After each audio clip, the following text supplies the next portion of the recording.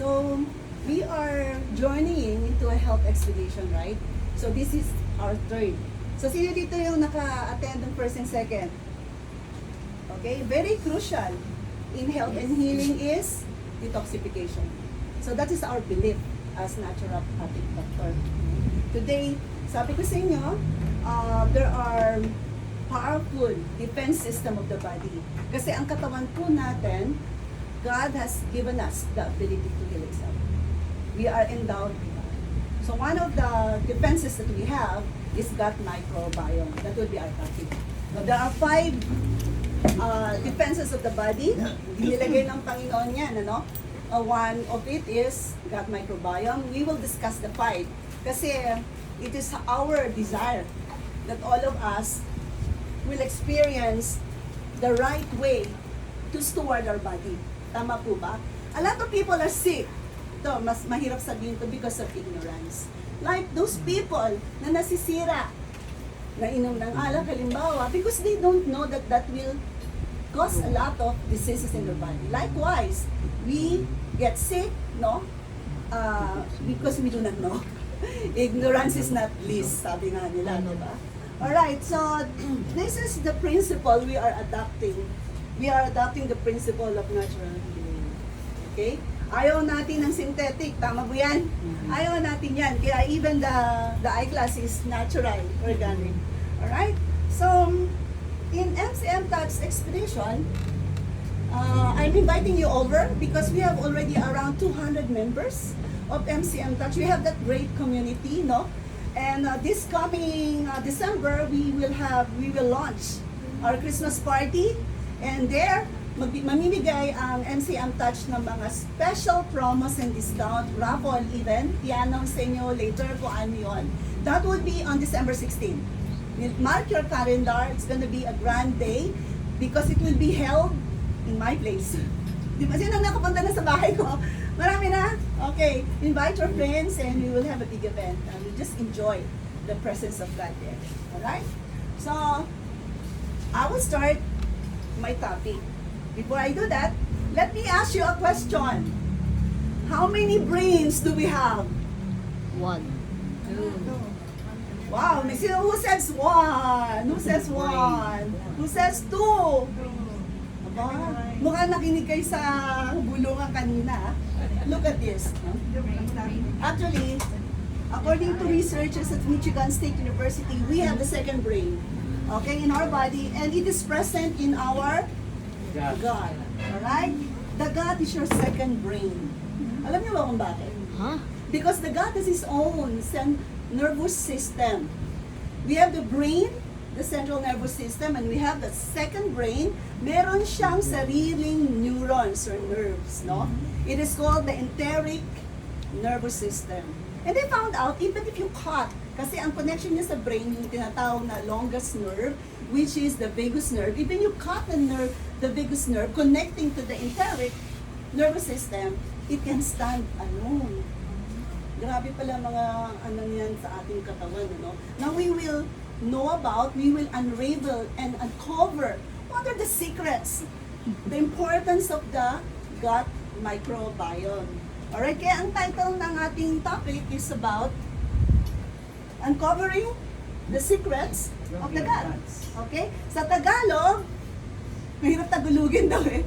Okay, kabatyan. Okay? When you have happy tummy, healthy you. Really? Is that true? We will know. Okay? So, I will discuss some of the definition of terms like what is microbiome. Ano ba yun? Napaka naman sciencey. Microbiome. Actually, it's just a collection of bacteria. Mga bacteria, viruses, fungi, yan. Eukaryotes that inhabit the human body. Alam nyo ba, we are 90% microbes. Yeah. And only 10% human cells, yung katabi nyo, ang dami mikrobyo niyan. Where do microbes stay? Hindi lang yan sa gut. Meron din sa skin, meron din sa nose mo, sa lips, everywhere we are full of microbes, no? Ganun po katindi ang ating katawan, okay? Itong next slide, I will show you so you can have a physical view. Itong katawan natin, merong 100 trillions of microbial cells, no? And only 30% of it ang human cells. You know, what I'm trying to drive out here, sometimes, no? Bakit ganon? We are infected by microbes and yet we are not sick. Isip niyo na ba yun? Eh tayo pa naman, ingat na ingat tayo sa mga tao, ay, germs yan! So kaya galing yung microbes na yan. Sometimes when I was reading about this gut microbes, saan ba galing yung germs na yan? No? Where did it come from? Alam ba nung pinanak bawat isa sa atin, I was wondering, na pag-aralan namin, nasa loob pala ng tiyan, ng nanay nyo, it's very sterile, walang dumi. And on the 9th month, lalakihin, di ba? Laki ang tiyan yan. Puputok ang panubigan. Saan dadaan? Yung ulo, lalabas sa vaginal canal. You know that once the head exits the vaginal canal, literally, that baby will be enveloped by microbes. And then there is one scientist who said that maybe ang Diyos nagkamali because the vaginal canal is so near to the anus. Do you understand vaginal canal? Baka meron ako hindi na. The canal there, the anus is under, right? You know when the baby will come out, this vaginal canal na yun, this anal sphincter, yung butas dun sa anus where the poo comes out, it also opens up. And then the baby comes out. So dun nanggagaling ang ating mga mikrobyo. So without microbes, we die. They are so important. Ako nung bata yung anak ko, ingat na ingat ako eh. Hugas ng kamay before you touch my son. I didn't know that in the process, that will make the immune system strong. Kaya yung mga anak nyo, yan nyo lang maglaro yan with the pets and toys. It will help them grow and develop the immune system they need. Kaya minsan nagtataka kayo, yung mga squatter, di ba, they just run around without sleepers. They're much stronger than those who are sheltered, right? Napansin niyo yun? So that's it. So again, no, I'm talking about the gut that it contains our second brain. I'm talking about 100 millions. And this is one thing that I want to share with you. There is a study na sinabi nila na the gut microbiome has a very, very big impact on our moods. Alam niyo ba yan? Ang moods, no? Why? Because 90% of serotonin, which is a hormone responsible for our, you know, it's a happy hormone, is manufactured in the gut. My God, it's only 10% sa brain. That neurotransmitter that will make you happy, it's there. And because of that, they found out that is the research right now. A lot of researchers is lean toward paano magkakaroon ng intervention using the microbiome to help the depressed, the anxious, those who have bipolar. They found out that the microbiome has a big help when it comes to physical and mental health. Alam niyo ba yun? Grabe, no? So, ibig ko sabihin, binibigyan tayo ng doctor to boost something here on the brain, giving you something to, you know, antidepressant something, no? And then, it is going to the wrong direction. They're boosting here. In fact, they have to boost what? The microbiome. Wow. Wala pang side effect. Sabi ko, ganda naman pala nitong microbiome na to. Sabi ko, hindi pala talaga nagkamali ang Diyos. Why He placed the anal near to the vaginal canal. And what about those na pinanganak ng CS? Where did they get the microbiome? Skin. You know? The skin. Alright? So nakakatuwa tong second brain natin. Marami siyang nagagawa. Another terminology that I want to discuss with you is the word biotics. Narinig yung biotics? Siguro familiar kayo sa prebiotics. Sino may alam ng prebiotics? Alright? So we have these biotics that I showed to you. Ang tawag dito, nutritional strategies. Ito mga strategiya, no? That can be utilized to direct the gut or the microbes towards a more favorable state of the host health. Yung host kayo yon. Okay? Pag sinabi prebiotics, yun yung pagkain ng mikrobyo. O, madaling maintindihan, ha? This is what usually dietary. Mga green leafy vegetables, those things, no? And of course, we have the probiotics. Yun yung mga bacteria, live bacteria that we need inside the gut. Alright? So, pag sinabi ng symbiotics, yung combination ito, combination to have a synergistic effect. And this one, postbiotic, the new kid in the block. Ngayon lang nila na-discover. Siyempre, yung mga bacteria, may dumi rin sila. And you know, the metabolites, we call it metabolites, has very good health effect on our body. Akala lang natin, masama sila, pero hindi pala. Mamamatay tayo lahat. We cannot survive life without the microbes, good microbes.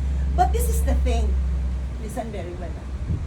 The gut microbiome are always competing with each other. You know, you will screw the ratio. Ang ating purpose is to balance the good and bad. Now, may effect po yan sa kinakain natin. If you eat sugar, processed food, what type of microbiome are you feeding? So, sa study kasi, namamatay ang good bacteria. So, ang lumalabas, bad bacteria. So, what happened to you? So, there are a lot of sickness na lumalabas. Naintindihan nyo? So, kailangan, alam nating mag-balance. Mamaya, di-discuss ko sa inyo what are the advantages or benefits. Marami akong di-discuss about it. So, we will understand. So, we will not be innocent. Ano bang gagawin? Anong gagawin ko? Ba't nanghina ako? But those things, a big chunk na idea about good health ay nakaturo ngayon in a study about gut microbiota. Alright? So, next.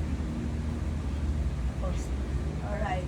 I want to take you a tour in your gut. So, you will understand. Ano bang nangyayari sa loob ng katawan ko? This is very crucial. Now, alam niyo ba, there's a big shift.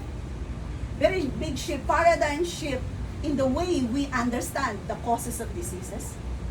Nagbago na po. We all know traditionally that the causes of diseases are genes. Tama ba ho? Genes. Number 2, lifestyle. There's a big shift already. Now, sa genes, we are loaded with genes, no? I don't know what your genes are. Maybe some of you have parents have leukemia, no? Some of you cancer, a heart problem. You have that genes. Sad to say you have that. Kaya lang, the good news is, maybe we are loaded genes. Now we have that inside. But you know, what triggers that come out? Lifestyle. So that's good news. Meaning to say, even if you are genetically wired to have cancer, that doesn't mean that you will have one. Is that the good news? Yes. Sabi nga nila, genetics load the gun, but lifestyle pulls the trigger. What do I mean by that? If you know that the genes are more prone to something, no, whatever it is, no, heart problem, you know, leukemia, cancer, you have to know what will be your predisposition, what are the bawal. Don't do it. Now, we have that now in our practice. We call it epigenetic expression. The genes will be expressed with the lifestyle that you have. Understand? Kaya nga sabi ko, there's a big shift. No, we know that the causative factor is genes. Number 2, lifestyle modification. That there is a third player right now. When your gut microbiome is imbalanced, you will also get sick. It will produce the epigenetic expression na tinatawag mo because of the imbalance in the gut microbiome. So we have players in the causative of disease. Number 1, your genes. Number 2, your lifestyle, what you eat, your environmental exposure. And number 3, your gut microbiome. Sabi ko nga, bago yan. Hindi natin pinapansin yan. Kaya pala nung araw sabi, layo sa tiyan. Nakuha niyo yun? Layo naman sa tiyan yan eh. Malayo sa bituka. Correct. You know, a big chunk, 70% of the immune system, nasa bituka. Kaya you have to protect that. Ang sabi ni Hippocrates, ano sabi niya? All diseases starts in the gut. Lahat. Na, alam mo, amazing talaga ang wisdom ni Hippocrates. Wala pa ito nung araw, alam niyo na. Imagine. And food creates your mood. Marami yan. So be careful what you eat. Importante yan sa atin. Now let me tour you to the gut microbiome. digestive system. Alright. What is the most common food group that Filipinos eat? Carbohydrates. Correct. What are the common carbohydrates to eat? Rice. Okay, ano ba? Bread. Noodles. Yan ang mga common sa Filipino, tama? Now, the first organ for digestion is the mouth. Okay, alam niyo ba yung bibig? It is the only organ ng gut system or digestive tract, digestive system, sorry, that you have control over. You have control over what you eat, right? When it enters the body, you don't have control anymore. Yeah. But here, initially, you have control over what you eat, how long you eat, the environment you are in while you're eating, and how often you eat. Kuta niyo yan, this is nakakatawa, pero totoo. So what I'm trying to say is, the initial digestion sa mouth, ang unang nadadigest dyan ay what we call starch, or starch is also carbohydrates. No? Is starch. Okay? This is broken down dito sa bibig natin. Pag nguya mo, nag-i-start na yung digestion. There is an enzyme we call, medyo science konti, sorry, hindi ko ma-explain ng Tagalog. Salivary enzymes na nasa laway. We call myelin. Alright, digestion takes place initially. You chew it, you chew your food right. Kaya there's an old saying, you need to drink your food and chew your juice. Again, drink your food and drink your food and chew your juice. Ano yung sabihin nun? You know what's important? You chew your food well. Until it's so liquid that you swallow it. What is the point? What is the point? So that there will be increased surface area for the salivary enzyme to digest it here in your mouth. So, importante nguyain mo. Why? Because afterwards, the stomach will be happy, easier for them to digest. Kung nyo ba yun? Eh sa atin, so we have control over how long it will take for you to chew it down. Very important. Now, about the juice has to be chewed. Meaning to say, you swirl it around, you drink your juice, swirl it around, so that there's a time, last time for the digestive enzyme to, the small particles to envelop it and then swallow. Why do we eat? Thank you so much. Why do we eat? Do we eat for taste? To make a cell. Correct. Do we eat? People forget this kasi sa mainstream, it's raw. When you give them something that is fibers or sometimes ang palaya, we eat for the reason of nutrients, for nutrition. Dapat that has to be in our mind. Kasi kung kailan tayo, maga, pizza, tanghali, spaghetti, sa gabi, karne, there's no fiber. The gut will be sad, and then your body will give way. No? Kaya dito, my heart is really to share. Kasi ang tao, again, they get sick because of not knowing it, ignorance. I don't want to say ignorance because we don't know. So I think that will be the role of MCM touching the community. So next time, when we are on the table, you drink your food and chew your juice. Correct. Why? So that easy digestion. Right? Nakakatuwa. Next. So next, what happened here is we also have fats. Especially yung tinatawag nating small and medium fatty acids. Yan yung mga coconut. Sa ilan ng dila mo, merong lipase, salivary, lingual lipase. Yun naman ang enzyme dito, lingual lipase, no? So the initial digestion takes place dyan. Fats na small and medium fatty acid, example, coconut, no? Yan ay nadadigest ng lingual lipase. Ang talino ni Lord, no? Kanya-kanyang enzyme, no? Pagdating sa stomach, ayan, ito makinig kayo may maganda ako ibabalita sa inyo. Bababa yan sa esophagus at meron ditong bantay. We call that the gate of the stomach. Ang stomach, ito, meron na tawag kaming cardiac sphincter. Or opening, bantay lang. Ba't kaya cardiac? Kasi malapit sa heart. Kaya di ba may heartburn? Nakakaranas pa rin ng heartburn. Sabi nila GERD, reflux, no? You know what happened here? Humina, humukas. Bakit? May ginagawa kayo, hindi tama. We have to discover why. Bakit ba ako may GERD, no? Now, the reality, this stomach, when you look at the lining of the stomach, the lining of the stomach, nangyari ganyan, no? May folds yan eh. Alam niyo ba, 2/3 of this, nagsisikit siya ng mucus. And this part, nagsisikret siya ng hydrochloric acid. Thank you so much. Hydrochloric acid. Anong hydrochloric acid? 2 lang ang pH niya. When you have that pH, pwede ka masunod dun eh. Sobrang acidic ang stomach. Plus, merong pepsinogen. Right? The combination of hydrochloric acid and pepsinogen produces pepsin. Wow, para saan ba yan, doktora? Nakakalito na. Alright, pag pumasok dito, ang pagkain, ito, yung starch. There is an initial digestion of starch. Pagpasok dito niya, kasi ito acid, nag-i-slow down yan.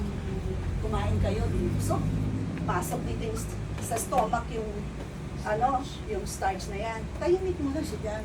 Nag-stay down for a while. Pag may kinain ka namang protein, papasok dito. So, the digestion here in the stomach is your protein. Ano example ng protein? Sino nakakaalam? Yung karne. Okay, yung karne na yan, ang digestion nag-i-start dito. Okay? Now,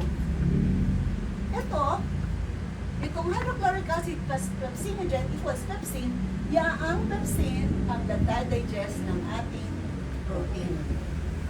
Without pepsin, you cannot digest protein. Ang problema ganito, sumasakit ang tiyan. Ang sabi ng nagpa-consult siya, sakit. Maasim, talaga maasim. So ang ginagawa, itong hydrochloric acid kasi bumabalik. Dahil humina ito. Actually, the truth is, humina yung cardiac sphincter, nagbubukas yan pag stress ka. Pag relax ka, sarado yan. Ang problema dito, we eat in the morning, sometimes hindi kakain, minsan sa tanghali, babawi. Pagdating sa gabi, di ba? King and queen appetite. Tapos hihiga ka. So gravity will try to push it here, no? Yung pagkain kinain mo, hihina yan. Maliit lang yan eh. Yung pagkain kinain mo, busog na busog ka. So eventually, pag ganyan ang practice mo, magre-reflux na yan. Anong problema? Yung acid dito o yung cardiac sphincter mo? Ano naging problema? Yung acid dito o dahil humina yung cardiac sphincter mo? Humina yung cardiac sphincter. Ginawa ng Diyos yan talagang maasim ay acidic eh. Ginawa ng Diyos yan. Itong ginagawa mo, iinom ka ng antacid. So, para hindi maasim ang lubas. Tama o mali? Tama o mali? Ang gagawin mo, papababain mo yung acid. Tama o mali? The question is, 25 years mo na ginagawa. Maasim, ganun pa rin, may reflux ka pa rin. Anong ibig sabihin nun? It's not working. Why? God got me that acidic. For the reason of digestion for protein. So, ibig sabihin yan, kung halimbawa, ginagawa mo yon, and this one, hindi na siya acidic, naging alkaline na, where do you think, saan mo kukunin ang pang-digest mo sa protein? Kasi mawawala to eh, pinababa mo. Paano mo yung protein saan mag-digest? The initial digestion should take place here. Ngayon, kung wala kang HCl, bababa yan Saan na? Paano nagdadigest? Mahihirapan lahat to. Diyan dumalabas yung mga colon cancer. Na-stuck. Alam nyo ba na 2 pounds, meron ng each one of us, 2 pounds. Generally, there are undigested food inside of us that is fermenting. If you eat too much of meat, no fiber, nabubulok yan. Diyan nanggagaling lahat ng sakit. Kaya hindi pa pwede, nakakain ka na kami, walang gulay. Walang gulay ka lang. So this one, nagkakaproblema dahil dito. No? Oh, how do you heal that? You eat like a king in the morning, kasi you will go out, you need energy. And like a queen in the afternoon, and at night, like a pauper. Let the cardiac sphincter heal. It will heal itself. Because God has given us that immune system. He knows, the body knows. Alam mo nga, when I'm studying about the wonders how God made us, do you know the DNA? Sino nakakalam ng DNA? Sa loob ng katawan, meron tayong DNA. What is the DNA? The genetic material kung paano tayo ginagawa. Kung paano ginawa ang mata mo, kung paano ginawa ang skin mo, nasa DNA. And there was this one scientist, sabi niya, if you put the information about you and me in a book, compile it one on top of the another, it will go to the moon and back to the earth. That's how much information we have inside. Ganun ang pagkakagawa sa atin ng Diyos. And kaya huwag niyong isipin na hindi kayo mahal ng Diyos. We are so unique. Ginawa kayong special. We have that in our body. The genetic material, no one can understand. Who put the information in the book? Siyempre, no other than God Himself. Palakpakan natin si Lord. Alright. So dito, sa stomach natin,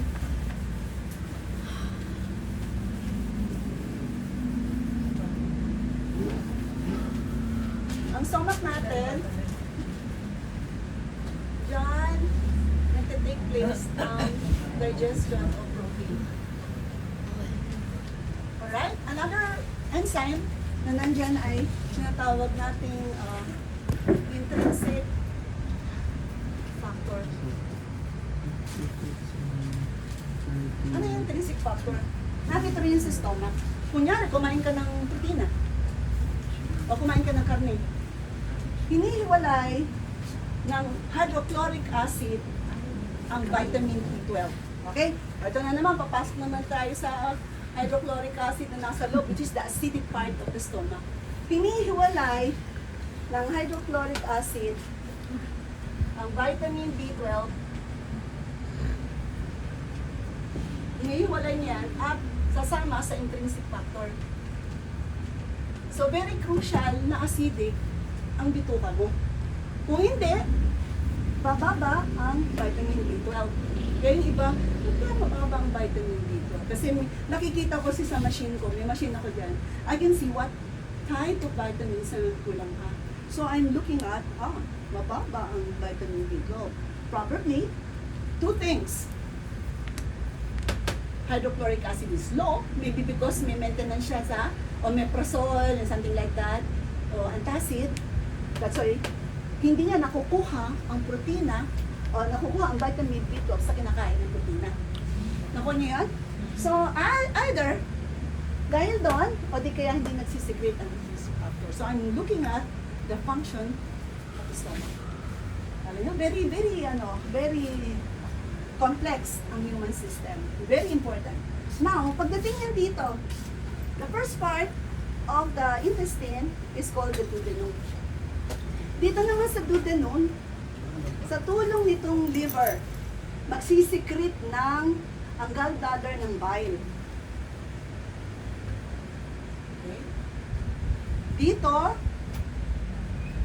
nadadigest natin, di ba ito initial, ang protein. Okay? Kaya minsan, pag kumain kayo ng mga antika, ang sasabihin sa inyo ng doktor, oh, may diferensya na yung gallbladder mo. Diba, karamihan sa atin, puputulin na ngayon yung gallbladder kasi sobra sa karne. Sobra sa mantika. So dito, ang klase ng fats na dinadigest dito, yung ano naman, long chain fatty acid. You get that from nuts, seeds, those things, no? Kung carnivorous naman kayo sa mga karni, yung mga fats doon. Right? Dito yan. Ngayon may nagsisikret naman dito, the pancreas. Alam mo niyo ba yung pancreas? Meron siyang sinisikret, this pancreas, 32. secretes the pancreatic Okay na. amylase. Okay? So itong nasa stomach natin, dito put hold, yung starch dito. Nakukuha niyo pa ba ako? Yes. Dito may starch dito. The first the first food na nadadigest sa mouth is starch. Pagdating dito, put on hold. Hindi pa tapos ma-digest ng starch. Mahirap pala siya i-digest. Pagdating dito, bababa sa duodenum, magsisikret ng pancreatic amylase para for the final digestion ng inyong carbohydrates. Kung tinapay man yan, matatapos ang digestion niya sa tulong ng pancreas. Alright? So, ang hirap, ang pinakamadaling i-digest na fats, yung coconut milk. Kaya kung may problema kayo sa liver, gallbladder, ang fat na gamitin nyo na lang coconut milk. Dahil sa umpisa pa lang, na-digest na siya. Hindi na siya dadalik pa dito. Okay? Pancreatic amylase. Now, pagbaba dito, okay, meron pa tayong isa, yung protein. So, pancreatic, meron tayong, alam mo itong pancreas, sikat ito eh. Meron pa siyang trypsin, at saka chymotrypsin. Para saan yan? Chymotrypsin. Sorry for my writing here. Chymotrypsin. Alright, sinabi ko kanina na yung protein dinigest sa bile. Tutulong ng bile. Initial yan sa tulong ng bile.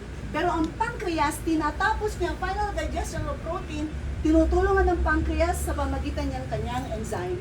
Final digestion with the use of trypsin and chymotrypsin. So in other words, natatapos na lahat ang digestion dito. Nakukuha niyo? Natatapos na. So ang pancreas, protein. Ngayon, ang tanong ko sa inyo, sino talaga ang organ, pinakasikat o pinaka-busy organ for digestion? Looking at this. Sino sa anong organ natin ang pinaka sa tingin natin major organ for digestion? Anyone? Mahirap? Naintindihan? Sino? Most people thought that it's stomach. Pero sa stomach, ang na-digest lang natin ay yung starch, hindi pa nga tapos, di ba? Nang put on hold. So dito, ang nadadigest, initial digestion ng protein. Pero natatapos ang protein sa tulong ng pancreas at ng gallbladder, no? Pero ang gallbladder, ayan no, kailangan pa mag-secrete ng trypsin, chymotrypsin. Busy ba yung pancreas? Para magkaroon ng final digestion ng protein. So, in other words, ang pancreas ang pinaka-importanting organ of digestion.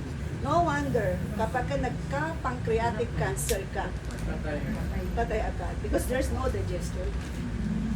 Ganun yan. Kaya sabi nila, most aggressive, most notorious cancer is pancreas. Sino ba namatay sa pancreatic cancer na kilala niyo? Steve Jobs. Hindi kaya ng pera niya. Nakuha niyo? Yeah, correct. So this one, we're talking about protein, what else? Pagbaba dito, almost done. It will go to the small intestine. Naalala ko, sa textbook namin, ang intestine is where the final digestion takes place. Diyan pumapasok ang gut microbiome. Ang gut microbiome, kinukuha niya yung vitamin B12, dinadala niya sa circulation. The gut microbiome manufacture vitamins. It regulates the immune system. Ang daming ginagawa ng microbiome sa katawan natin. Very helpful. No? It is here. So, kailangan lang you have diversity of microbes inside you. Kailangan alam niyo. So, if you think about na meron kayong panghihina, no? Okay ka pa kaya yung tiyan ko. Kaya ba sabi, okay ka ba tiyan? Iba yakon, no? Nagkakano pa ako ng... So this one, eto pa, no? Pagpasok dito, almost done. Digestion is almost done. So, ang sarap-sarap. By the way, before I forget, dito sa stomach, 3 to 4 hours ang digestion. So, kakain ka na ba after 2 hours? Again, you have say over your mouth how long are you going to take. So ignorance because we don't know na dapat 3 to 4 hours pa. Hayaan nyo naman siya mag-digest. No? And after digestion, pagod pa yung stomach nyo. May ano po kasi ako naririnig na sabi nila na masamang kumain ng marami sa gabi. Yeah. So gusto po dahil sa Yeah, ganun. correct. Oo. It's not wise to eat late actually. Kasi nga dapat yung pahinga mo. The stomach, if you're hungry, you drink water. Actually, according to studies, you are only dehydrated. No? That's why we tell the patient to drink water. A good water structure. Water lang.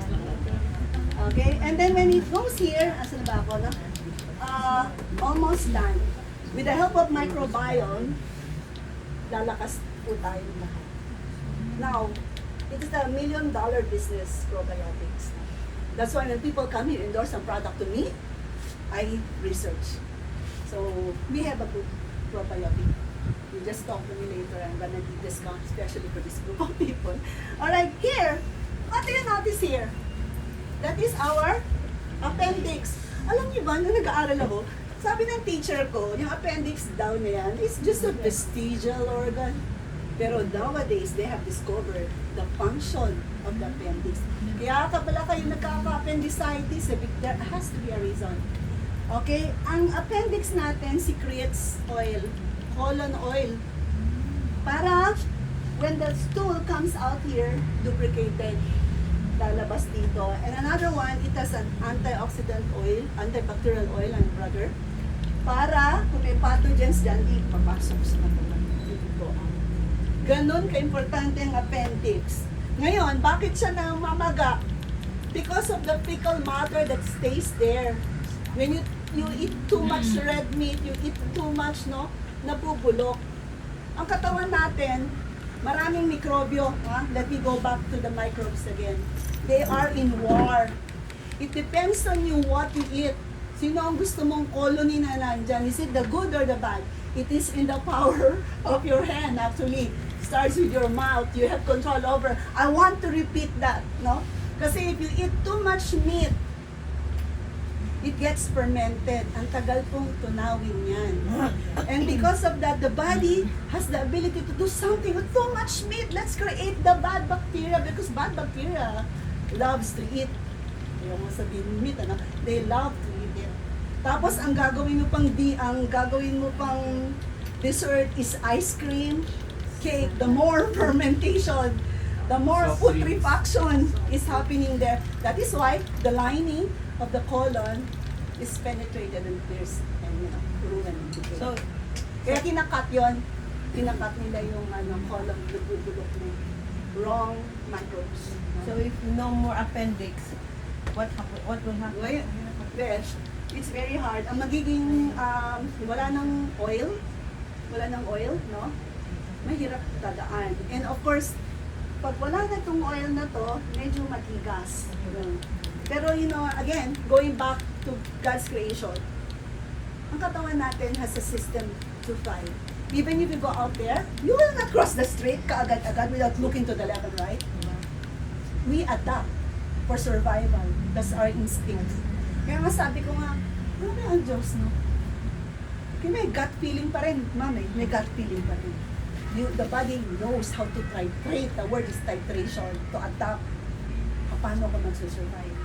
Even if wala kang appendix, may nagkulang. May nagkulang sa'yo because it's not perfect now. Yung oil. Wala ng oil.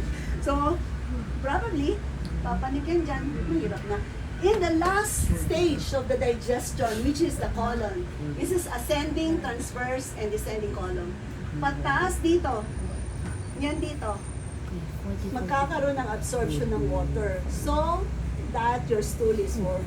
Di ba? Pag tayo nyo. Okay. So, pagdating dito, lalabas na yan. The problem is, meron akong tutulong technique sa inyo. There's a way, no? Kailangan, pag nagugutom kayo, inom ng water. That's one. And also, there's a way for bowel movement, no? I will show you something. Magugulat kayo dito. Yan. Look at this. Ay, wala pala. So, we will erase. Hindi nyo pala makikita.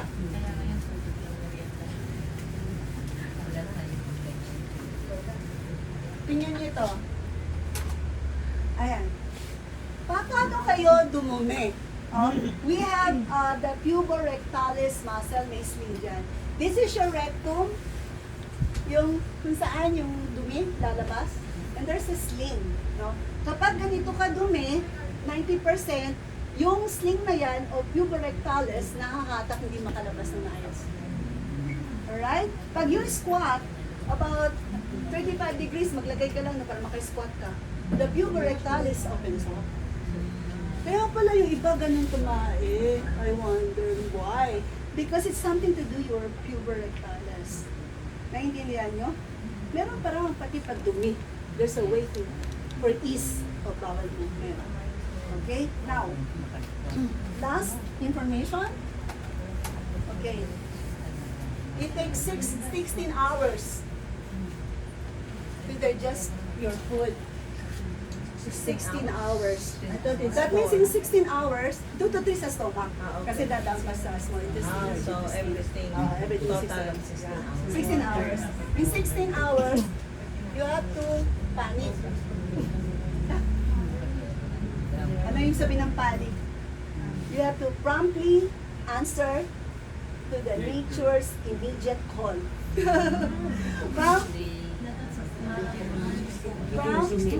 Answer to nature's immediate call. Or else, what will happen? Not only that, mabubulok. And if you continue to do 16 hours, nipigil mo yung dumi mo, mabubulok yan. Very toxic. I remember about ptomaine poisoning. Alam niyo yung ptomaine poisoning? Too much meat sa tiyan, nakakalason. So they got poisoned. There was a story about that. Too much meat. Nalason yung katawan niya kasi nagstay dyan for long, tinipigil ang dumi, kumalat yung toxin. No? That's ptomaine poisoning. Kaya, remember this, 16 hours, huwag mong pigilin, ilabas mo yun kasi dumi na. Okay? The longer it's there, the more it gets putrefied. Ang tawag natin dun. Alright? Sometimes we are constipated. Yeah, 2 to correct. 3 days, so That's- that's 1 week. Yeah, that's poison. That's why on the first and second half of the event, we talk about the power of detoxification. That is one of the protocols we can hear in MCM Coach. We have help you.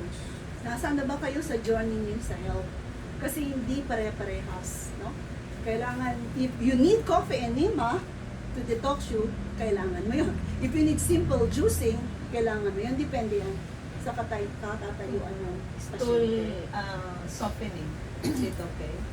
Well, for me, my point is kapag may chemicals kasi ayaw ko. Ayaw ko talaga. Yun. Kasi it enters your body. It changes the DNA. So 10,000 mutation already is happening right now within our body. 10,000 mutation. Why I am not getting cancer? Why? Because genetically, I'm not prone to cancer. Pero if you are prone, for example, looking whatever it is, 10,000 mutation every day, and you have the wrong choices of food, wait for a little while before it explodes. The epigenetic expression. That's the principle of health. We cannot go against the principle of health. It will happen according to what you've sown. Nasa Bible yan, what you sow, you will always reap. Kaya pala there's a lot of people having cancer. Correct. Yan yung nangyayari. Yeah, Oh. correct. There's so much putrefaction, Oh, there's yun imbalance talaga of the yun. gut microbiome. Now, tingnan niyo yung sarili niyo right now. I'm going to give you some of the signs and symptoms, no? So we can understand.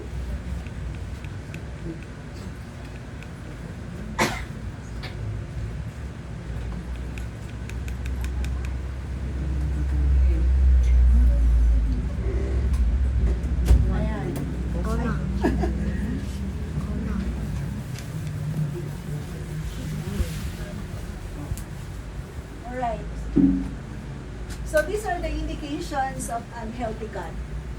Number 1, kung merong foul-smelling bowel movement, yung it will take you 45 minutes bago maalis. May susunod pa naman. Paano yun? Mabaho. Papaypayan mo, isprayan mo. That is a sign na probably you have an unhealthy gut. Kasi usually hindi naman mabaho. Tapos migraine, yung may Is there kasama a vowel na hindi mabaho? Ayan, meron. Sana hindi matagal. Kasi yung 45 minutes, di pa naaalis. May mabaho din, pero yung sobra, that differs from the unhealthy gut. Migraines, no? May kasamang nausea and vomiting. Food allergies, you don't have before. Okay? What else? Do you have sleep problems? That can be a question. Here. Having an unhealthy gut. Yung mga nangangayayat, hindi naman nagpapapayat. O kaya weight gain, pwede rin yan. Padali ka bang mapagod? Chronic fatigue. May gas and bloating ka ba? Okay? Those are the things, no? Okay, what else? Skin blemishes. Alright? Acid reflux. Katulad ng pinaliwanag ko kanina, no? Autoimmune disease. Ano mga example ng autoimmune disease? Lupus, no? Arthritis, no? Those things, no? Why? Kasi leaky gut. Nakalimutan ko explain, kapag sumobra ang microbes sa katawan mo, nasisira din nila ang lining ng intestinal wall. As a result of that, yung product, yung mga tae ng mga bacteria maglilik sa katawan mo. So there will be infection. We call that leaky gut. Alam mo, I remember my classmate in functional medicine, he gave up on his practice. Sabi ko, bakit? Nag-testimony siya. Hindi niya kayang gamutin yung sarili niya. IBD, irritable bowel disease. Hirap na hirap siya. Give up, ayaw na. Hindi ko kayang gamutin yung sarili ko. Finally, we attended a session in functional medicine and discussed about the power of gut microbiome balance. You know, nakakatuwa. We did a protocol to her. You know, ang una kasi, removal of toxins. We are following the 4R. Removal of toxin, and then we re-inoculate. Ibig sabihin, bigyan ng tamang gut bacteria. And then we repair and rebalance. Gumaling po siya. That was not taught in ordinary, conventional practice. Now, kaya nauso ngayon yung functional medicine. Kasi we look at the root cause of the disease. Kaya nangyari, the leaky gut that she has was cured. Doing the re-inoculation or probiotic supplementation. Alright? So constipation, do you have constipation? Yes. Ang lakas ng yes. How about runny stool? Pati yan. Something to do. Ano po yung Runny stool yung matubig. Matubig. Tapos you have constant colds and infection. Diba? Sugar cravings. Gusto lagi matamis. Parang diri tayo natin.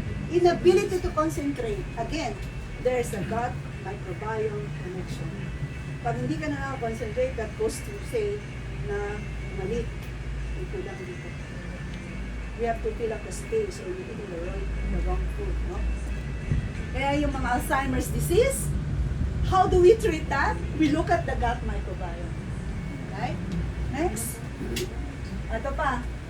What are the causes of unhealthy gut? Overuse of antibiotics. Not against antibiotics, but you overuse it. Palit ka ng palit. It will literally kill all your microbes. Mamatay ka na dyan, ano? Poor diet.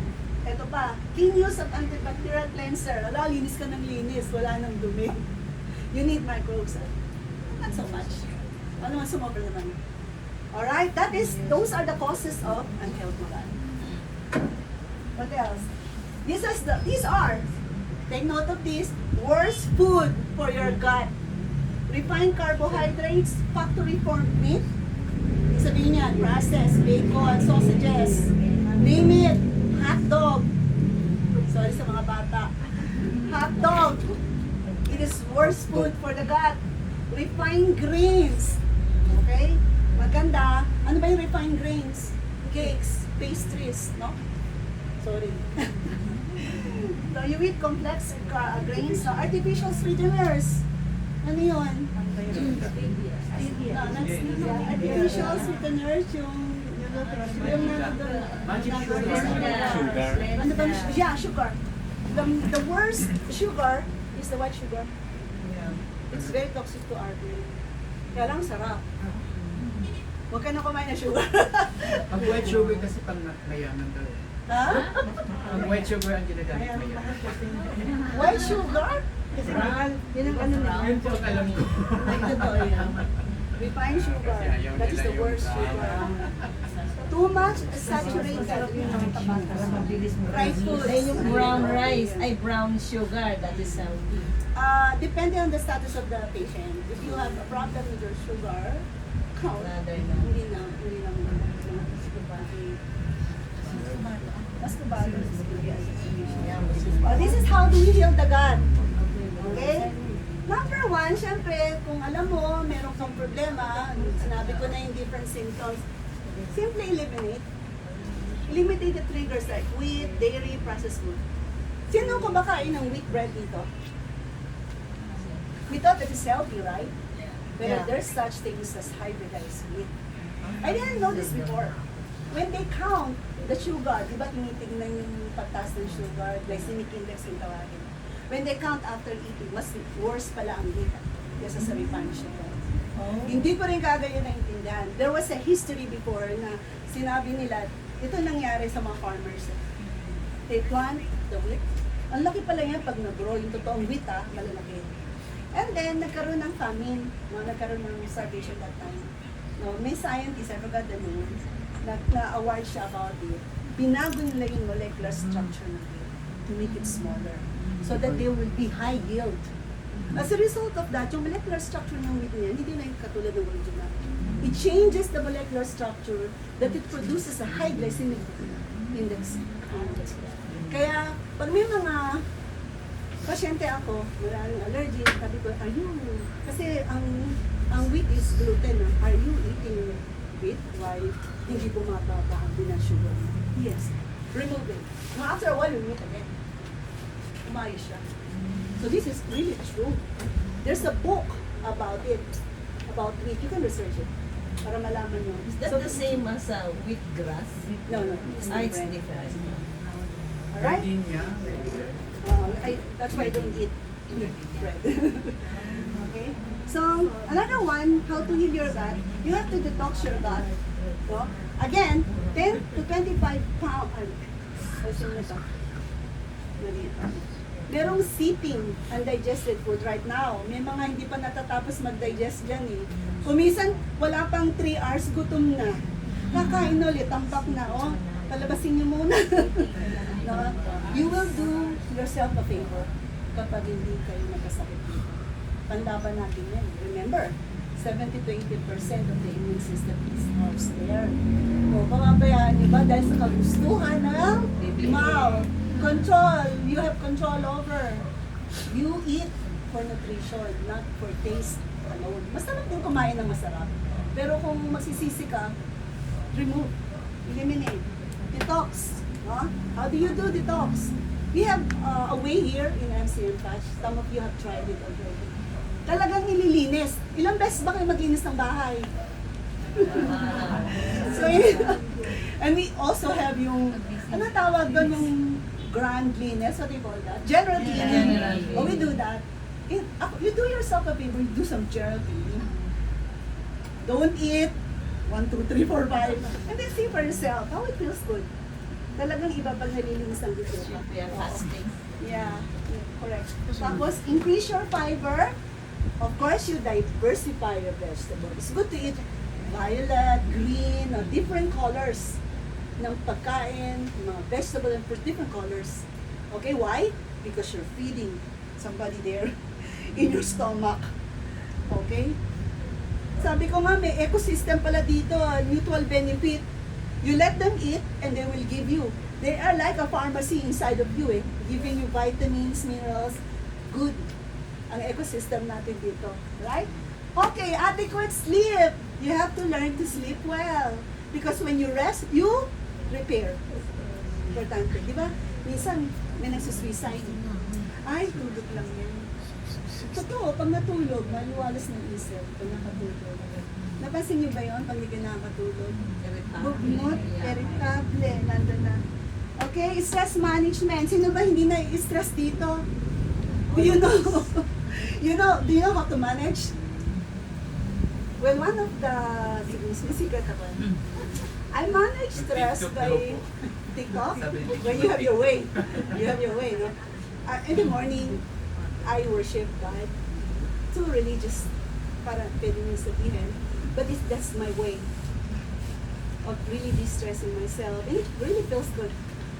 And when that promise comes out to you, na sabi niya, I have not given you the spirit of fear, but of love and of a sound mind. Ano ba? May promise si Lord. And who said the promise? God Almighty. So you have your way. You can dance if you like before God. Or you can, sometimes when you do counseling to people, ikaw rin pala nakaka-counselan eh. When you feel bad and you pray for Sister Yoli, for example, ikaw rin na-uplift. There's a way to manage. Let's just be creative. Kung suluhin, mapapaaga. Mapapaaga ang punta mo sa pearly gates. Alam niyo yung pearly gates? Do you know what's the best way to go to the pearly gates? Pearly gates. You know the pearly gates? This is the pearly gates. Heaven! You know, the fastest way to go to the pearly gates is to the, ano yan? I don't want to say. Etong symbol na to. Not just McDonald's. Yung mga fast food. That's the best way to go to the pearly gate. So, processed food, kasi yung oil doon paulit-ulit. Very bad. Okay, so, probiotics. Ito.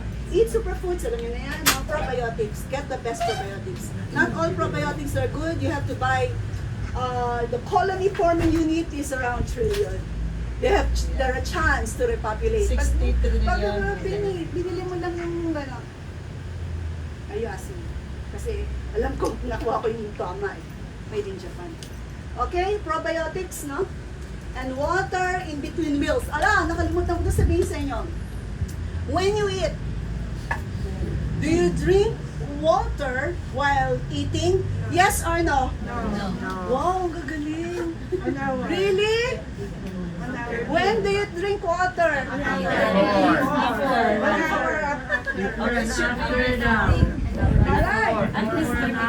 Water is, okay. Ang tama pa ng pag-inom ng tubig ay 1 hour before hour. May I know why? Magagaling kayo eh. May I know why? Mabilis ang digestion. Ay, yung para pag-back, pagkakain. Para mag-digest. Yes. Para hindi bali yung saliva na tumutulong sa pag... Saliva? Pwede? Pwede? Another one? Ano bang Okay, why do we don't drink water during the meal? Remember, ang stomach natin ay acid. Right? When you drink water, what will happen to the food? Magano flow? Mababawasan ang acidity ng hydrochloric acid. Therefore, mahihirapan kang mag-digest ng protein. So you are helping your stomach digest protein. Pag hindi, sakit yan. Hirap ka tunaw. Ang ganito. So it helps, the water helps to have more acid or No, it you are remove. not disturbing the hydrochloric acid in the stomach. It will do the function easily. Kasi you are washing down the acidity. Babawasin yung acid. The acid that should be there. I For thought easy we need the digestion. acid. Ha? I thought we need the acid Yeah, to correct. digest. Yeah, correct. Why are you removing some acid? No, we are not supposed to drink water before It should be, eating. it should be, okay. Okay, you It should should be not- 1 hour. you should not. Okay. Drink water during meal. It should be an hour so that the HCl or the hydrochloric acid will not be disturbed. Mas madali. Ngayon, kung nanguuhaw ka, you get a mouthful, that's okay. And then after an hour and a half, you drink. After the An food. hour and a half. Yan ang tamang digestion. Easy para sa'yo. Kasi mga bata po, Sige, you eat and drink. You eat Ayun nga, yung mga babies. Not so ganun din dapat. Sana, Sa mga yung mga baby. bata, kasi iba sila, no? We teach them a little at a time. Kasi ganun ginagawa ko sa anak. Especially if you get shocked, that's different. May mga exemption tayo. Yeah. Now we know we are adults. No? We prepare ourselves. Drink water an hour before. Afterwards, you drink another. It's faster digestion. Right? What else? How do we heal the God? Intermittent fasting. Sino may alam ng intermittent fasting? Wow, mukhang nag-intermittent fasting siya. We have the window hour of 16:8. Meaning to say, you stop eating by 16 hours and eat 8 hours. Why? Sinabi ko sa inyo, nagpapahinga rin yan. Pag overfed ka, madali ka rin magkakasakit. Give time to heal. Especially if you feel something already. Ibig sabihin yan, hirap na yung katawan mo. Heal your gut by doing some stuff. Mas kasi ang tao, pag sobrang pagod, kailangan ng pahinga. Ganyan din tayo. 16 hours of rest, Oo. not 16 taking- hours na taking food, But and water 8 can- hours, yeah, pwedeng juice.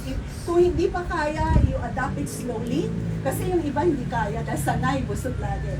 Kasi may ganun tayo sa katawan. But slowly, our body can adapt. Huwag niyong spoiler. Kung susundin niyo yan, you cannot feel.